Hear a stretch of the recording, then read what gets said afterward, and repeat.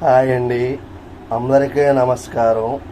మీరు చూస్తున్నది రూపా మంత్ర సాధన ఛానల్. మా ఛానల్ను ఎంతగానో ఆదరిస్తున్న మిత్రులకు, శ్రేయోభిలాషులకు, మా యూట్యూబ్ ప్రేక్షకులకు పేరు పేరిన ధన్యవాదాలు. ఈ వీడియోలో మీకు నిధి నిక్షేపాలు తీసేటప్పుడు చుట్టూ వచ్చినటువంటి తవ్వేటటువంటి వాళ్ళకి రక్షణ విధానం కింద ఒక మూలిక అనేది ఉంది. ఆ మూలిక ఎలాగ ఉపయోగపడుతుంది, ఆ మూలిక వల్ల నిధి నిక్షేపాలు తీసేటటువంటి వ్యక్తులకు ఏ రకమైనటువంటి రక్షణ కాపు అని ఉంటుందో పూర్తిగా చెప్పడం జరుగుతుంది.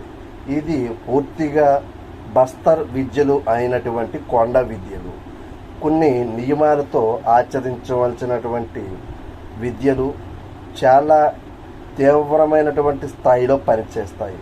కొంతమంది నిధి నిక్షేపాలకి వెళ్ళినప్పుడు పక్కన ఉన్నవాళ్ళు నిధి తీసిన తర్వాత చాలా ఇబ్బందులు పడుతూ ఉంటారు. అలా ఇబ్బంది పడకుండా అక్కడ ఉన్నటువంటి శక్తుల వలన రక్షణ కల్పించుకోవడానికి కొన్ని మూలికలు, కొన్ని పద్ధతులు, తీసే విధానాలు చాలా ఉన్నాయి. అవి గురు పరంపరలో వస్తాయే కానీ బయట ఎక్కడ పడితే అక్కడ దొరకవు, పుస్తక రూపంలో కూడా దొరకవు. ఇన్ని రోజుల్లో సిద్ధిచ్చేస్తుంది, అన్ని రోజుల్లో సిద్ధిచ్చేస్తుంది అని కొంతమంది నా దగ్గర గొప్పలు చెప్పడం కాదు. పూర్తిగా అది అనుభవంలో ఉండాలి, అది సాధనా విభాగంలోకి వచ్చి ఉండాలి. ముఖ్యంగా గురువులు అనుభవంలో తెలుసుకున్నటువంటి విషయాలై ఉండాలి.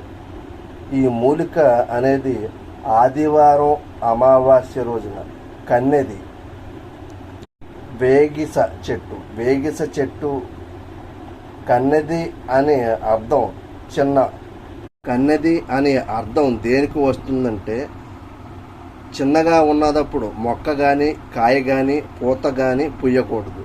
దానిని కన్నె చెట్టు అని అంటారు. ఈ కన్నె చెట్టుని అది వేగిస చెట్టు అయి ఉండాలి. వేగిస చెట్టు, మళ్ళీ చెప్తున్నాను, వేగిస చెట్టు. ఈ వేగిస చెట్టు అడవిలో ఎక్కువగా ఉంటాయి. అడవిలో ఉన్నదే పని చేస్తుంది, మిగతాది పని చేయదు. వేగిస చెట్టు అంటే పల్లెటూరులో కొంతమందికి తెలుసు, యూట్యూబ్లో కూడా దీని సమాచారం కొంతవరకు ఉంటుంది. కానీ మొక్క కానీ ఎక్కడ పూత కానీ కాయ కానీ కాయకూడదు. అలా కాస్తే అది పనిచేయదు. ఆదివారం అమావాస్య రోజున పసుపు, కుంకుమ, గంధం, సాంబ్రాణి, పువ్వులు, అక్షింతలు, బెల్లం, నల్లకోడి, ఈ కన్నె వేగిస చెట్టు మొదల బలి ఇచ్చి వేగిస చెట్టును ఒక్క ఏటుకి నరకాలి. రెండవసారి నరికితే అది పనిచేయదు.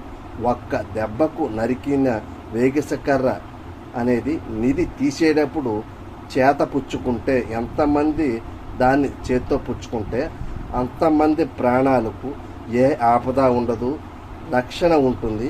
దీన్నే ఒంటికి కాపు అని అంటారు.